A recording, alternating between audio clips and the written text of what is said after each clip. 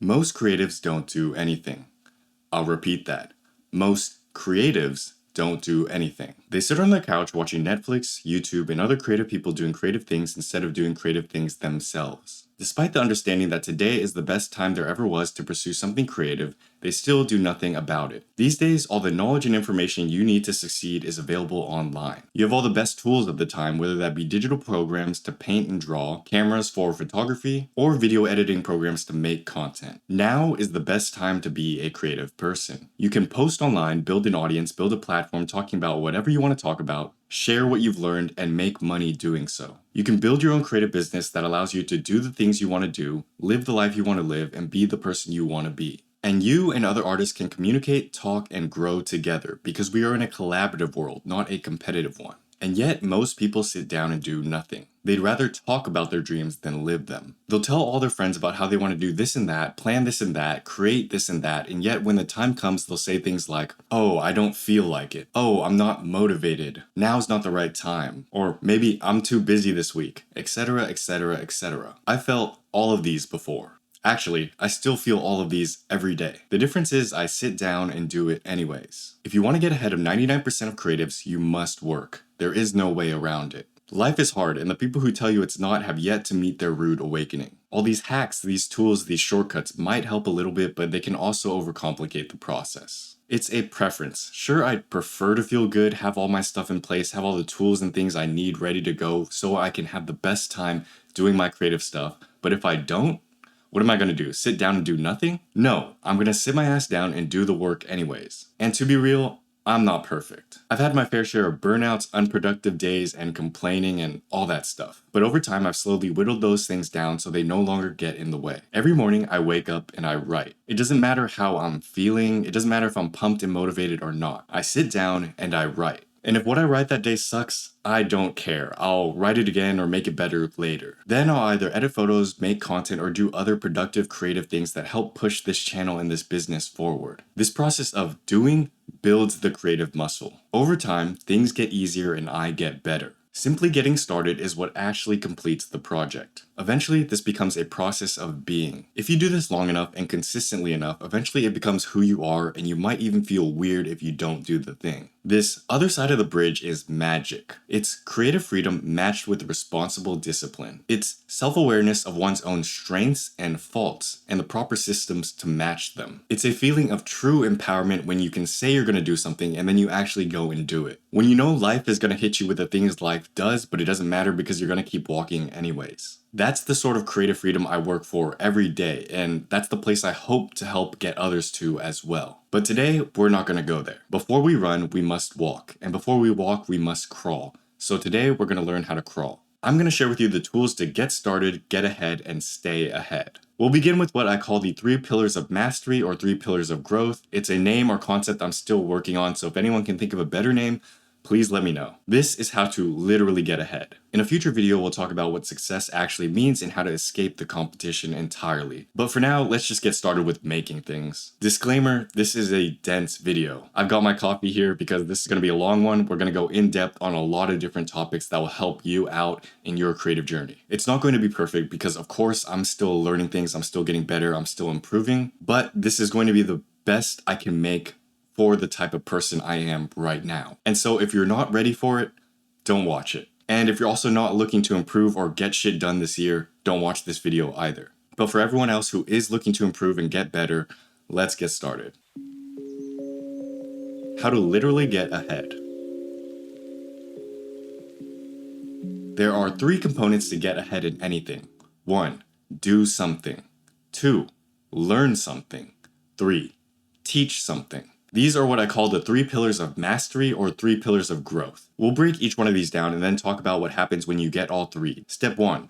Do something. In life, there's something called analysis paralysis. You've probably heard of this one before. This is a term used to describe overthinking and overanalyzing prior to starting something. We've all experienced that one thing when we say we want to do something. We do all the research, get all the tools, have everything in place, and then the time comes to do it, and then we don't do it. We can't take the jump, take the leap, make the hurdle. It might be our own perfectionism limiting us. We want everything to be ordered and in place to get that perfect start. Or maybe we're overanalyzing each component because there's a zillion different things we could do, so we don't even know where to start. But the problem is we're trying to have the entire roadmap laid out ahead of us before we've even done anything. And because of this, we end up never doing anything to begin with. This compounds over the course of our lives, and we begin to associate ourselves with the type of person that doesn't do anything. I can't get things done. I've tried before and it didn't work. This stuff's not for people like me. These self-limiting beliefs prevent us from doing anything ever again. And our pre-existing evidence of our own failures makes small things look bigger than they really are. How can I start a YouTube channel when I couldn't even edit that photo today? What if I do make the video, it sucks, and then everything is messed up and no one likes me? I want it to be good, but I'm not currently capable of creating what I'm envisioning, and even if I do, no one's gonna care, so I should just get a normal-ass job and not even try to begin with.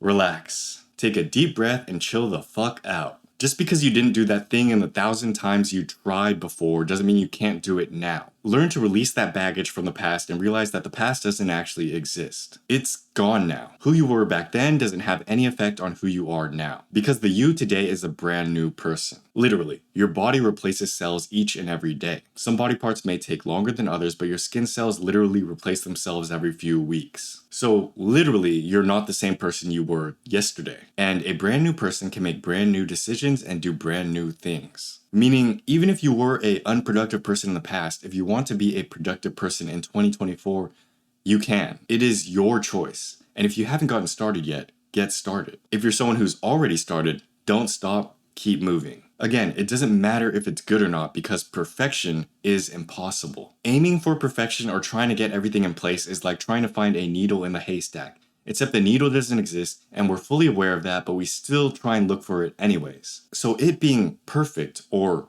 even good really doesn't even matter. Get started. Whether you have the stuff or not, get started. Whether you feel ready or not, get started. Here's a practical tip on how to get started. Whatever it is you have to do, make a shitty first draft. Allow it to be bad. Actually, intentionally make it bad. Say, I'm gonna make a shitty Instagram reel just because, and it's gonna be bad, it's probably gonna be terrible, but I'm gonna make it anyways. Because this is the first step. Upload the video knowing it's gonna suck. Take the photo even if it could be better. Do it anyways so you can start improving on it. And then the next day, do it again. Write the draft, plan the video, take the photo. And the next, do it again.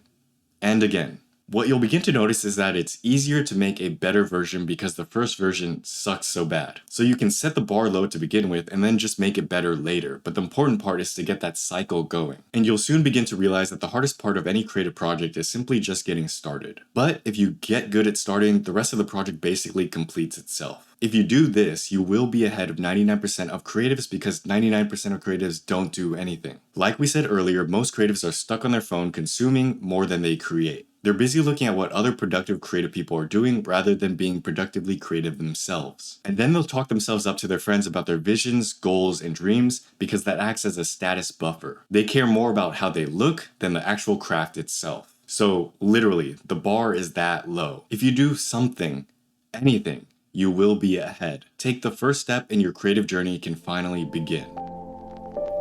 Step 2. Learn something. The next step in our journey is to build a habit of learning. The sooner you can build and understand this component, the better. Also, disclaimer, these next 2 steps are very important, but if you're someone who hasn't even done the first step yet, focus on step 1, because that one is the most important out of all of these steps. When you've got that down, you can come back and look at steps 2 and 3. But the rest of this video might overwhelm you, so if it does, just ignore it and focus on step 1 until you get that component down. Alright, let's continue. After school, people stop learning. I'll repeat that. After school, people stop learning. To make things worse, most people never actually learn while they're in school. They're showing up to get a participation grade to fill a quota for some pointless class for some pointless degree to get a job they hate. Not everyone, but that's what a lot of people do. Many people never learn anything to begin with, and many people stop learning as soon as it's not required of them. But to stop learning is the greatest disservice you can give yourself in this lifetime. When you stop learning, you prevent yourself from getting better. When you prevent yourself from getting better, you make life harder. You literally cap your own potential. Maybe it's because you don't see the point. Maybe it's because you think you know everything. Maybe it's because knowing how much knowledge is actually out there will make you feel small and hurt your ego. Those were all things I've struggled with. Perhaps not that dramatically, but there were some prideful ideas I had in the back of my head that limited my own growth. I once felt like like I could learn everything on my own and I didn't need to learn from others. Unfortunately, that mindset eventually hurt me in the long run when I eventually burned out with YouTube and all this other stuff. It was only then that I realized that I had to let go of all this pride. I had to start back from zero and build myself back up again, this time pretending as if I knew nothing about anything. That was about a year and a half ago, which marked the beginning of this long journey of self-improvement. I began by reading any book I could get my hands on. I learned personal finance, photography, productivity, philosophy, and basically watched every podcast or interview or anything that could help me grow or learn more. And what do you know? My life got better. It was sort of like lifting the weight off my back or unshackling the chains that held me down in a sort of dramatic way. And the biggest thing I've learned from this is that you don't have to reinvent the wheel. There are people who have figured a bunch of shit out. From the great artists of the past to the famous inventors to gurus and all that stuff, they've all done something with their lives and they've shared that knowledge and distilled that down into just a few videos or a few books, and they've literally solved the exact problems we're dealing with. And so all we have to do is learn from them. You don't have to reinvent these things. Make it a little bit easier on yourself and learn what they figured out to improve your life. That way you can spend your time and energy doing stuff that actually matters to you. So I can say this from the front and back end of the flip. From someone who stopped actively learning to someone who's become a knowledge sponge, learning is potentially the best habit you could build. As long as you keep learning, you will get better. As long as you're getting better, things will get better. And you don't need to be a beginner to learn. No matter what level you're at, learning leads to growth. And I'd argue that experts prioritize learning more so than beginners because they understand the actual importance of it. The famous investor Charlie Munger once said, "As long as I have a book in my hand, I don't feel like I'm wasting time." Now, of course, not all learning is good. There is a difference between useful and non-useful information, and later on we want to be able to sort and filter through those things. But we'll talk about that in a different video. For now, simply try and learn something new every day. So how do we actually go about doing that? I would recommend to follow your interests. Watch podcasts, read books, watch my videos, anything that interests you or is useful. And it doesn't have to be about the creative craft itself. Of course, if it's related to the skill you're trying to build, that will help you out more, but learning in general is good. You see, there's a common misunderstanding that there's no point in learning unrelated things to what you're doing. We don't learn sales because we're not salespeople. We never learn basic finance because we're not business people. We don't study painting because we're not painters. Who cares? Learning is learning, skills are translatable, and there is no useless knowledge, so don't limit your learning to just one thing. And remember, just like step 1, we can start small. Read for 15 minutes a day, learn from a podcast for 15 or 30 minutes a day, or maybe just watch one tutorial a day. If you learn something new every day, no matter what it is, you will be ahead of 99% of your peers. Remember, most people stop learning after school, meaning if you keep stacking small little pieces of knowledge, eventually you will be ahead of most people, because it's the accumulation of many small things that creates the big stack. And you'll soon realize that what we're building here is the meta skill of learning. Once you develop the skill of learning, you can learn anything. You'll never be scared of some subject or idea or topic again, because you know that if you spend the time, break the things down, that you can learn anything. And once you realize that, no hurdle is too big to jump. No mountain is too tall to climb. And then you can go as far as you want or wherever you want in your creative journey. Step 3. Teach something. Are you guys still with me? Most creatives are selfish. Most artists are selfish. They figure something out and then keep it to themselves because they're afraid someone's going to take their little secret and use it to get ahead. This is a normal phenomenon, but it's a silly or fake one. Because if you understand how things work in life, trying to keep things a secret never works. All you end up doing is hold yourself back. Here are 3 reasons why keeping secrets doesn't work. 1. People will find out anyways. 2. You're creating your own scarcity mindset. 3. You are preventing yourself from learning or growing. Let's break each one of these down. People will find out anyways. If someone is motivated enough, smart enough, or willing enough, they will take the time and put in the effort to learn that thing regardless of if you told them or not. There are endless resources online and people will figure things out. So if they're going to learn it anyways, it might as well be from you. You create your own scarcity mindset. When you try to protect everything you know, you enter a zone of scarcity. Everyone becomes your enemy and everyone is here to take something from you. You have no true confidence in your individualism as an artist. This is a poor way to live as a creative person because then you're living in fear. Instead, learn to flip the mindset of scarcity into one of abundance. Think, when I teach, I learn. When I learn, I get better. Therefore, sharing doesn't hurt me. It helps me. You don't have to live in fear. Other artists aren't your enemies. Collaborate, don't compete. Let's expand on this teaching idea a little bit. You are preventing yourself from learning or growing. When we teach, we learn. That's literally why we teach. Having to break down a thought or idea into something tangible that someone else can actually understand will force you and make you understand it better. That's a big reason why I make the videos I make and I write the newsletter and I do all the content and all that stuff. Because when I share what I've learned throughout my own creative journey, I have to make sure it makes sense so that it's digestible for the viewer. And this process forces me to turn things into useful frameworks that can actually be applicable by you guys. And when I learn to understand the knowledge to that degree, I get better myself. And it's also nice because I can actually help other people along in their journey as well. So teaching is actually a win-win. However, if you choose not to teach other people what you've learned, you are limiting yourself from accessing this level of growth. So that's step 3. Teach something to someone. It doesn't have to be anything big or fancy, and you don't need to be an expert to teach. Because if you know something, anything, someone else probably doesn't. So you don't have to be super good, just start with the things you know now. And start with the things you're learning right now. If you don't know who to teach or what to teach, grab a friend and just babble for 20 minutes. Or maybe use your pet dog or a stuffed animal to fake explain something to someone. Here are 3 things you can teach today. 1. Something new you've learned recently. 2. An experience you've had. 3. Something you've been thinking about. Once we've done that, we can move on to the next step, which is where kind of the magic happens. When knowledge and communication meets experience.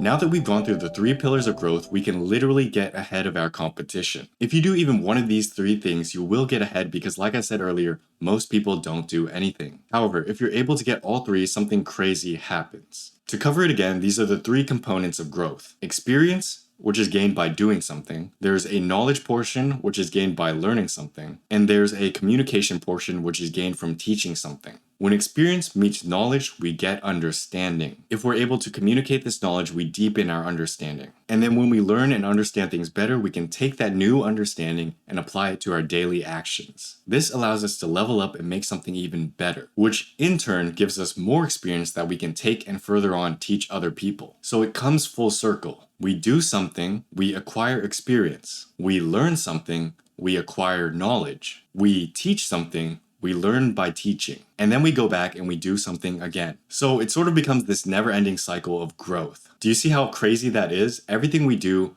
is another component that accelerates our growth and compounds on one another. When we have all 3, we begin to compound and accelerate our growth at an exponential rate, one that would have been impossible with just each one of these components alone. And then we just keep getting better and better and better until we're actually pretty good. That's how we learn, grow, get ahead, and stay ahead. And this is a cycle you can think about and apply to anything in your life, not just the creative space. So now you've got the magic. Go and do something with it. Don't let this be just another video that you watch for 20 minutes and that just flies over your head. Use the tools that I've shared with you to make some change in your life, to make your life better, to achieve the goals that you want to achieve and get to the place you want to go.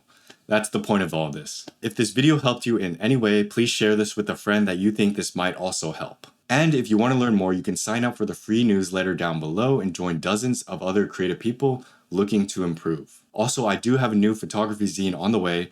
It's finally almost done, so stay tuned for that. And as always, guys, thanks so much for watching. Have a great day. Peace.